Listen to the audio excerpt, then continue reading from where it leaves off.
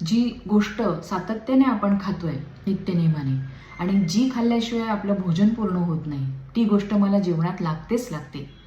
अशा आवडत्या पदार्थाचा, रसाचा, गोष्टीचा त्याग या 4 महिन्यांमध्ये अवश्य करून पहा. कारण पूर्वजांची हीच युक्ती होती, की चातुर्मास्यामध्ये विविध आहाराची पथ्य त्यांनी सांगितलेली आहेत. प्रत्येक महिन्यामध्ये काही ना काही आपल्याला हे खायचं नाही, असं सांगितलेलं असतं. मांसाहाराचं पूर्ण बंधन असतं, मांसाहार करायचा नाही, कांदा लसूण आपण खात नाही.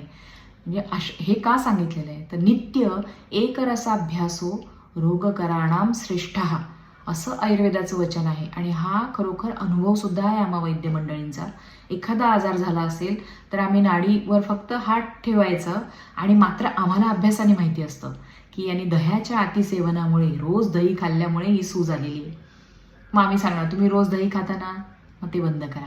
म्हणजे जो पदार्थ आपण नित्य नियमाने रोजच खात आहोत सातत्याने, त्या पदार्थाचा त्याग या 4 महिन्यांमध्ये करून पहा.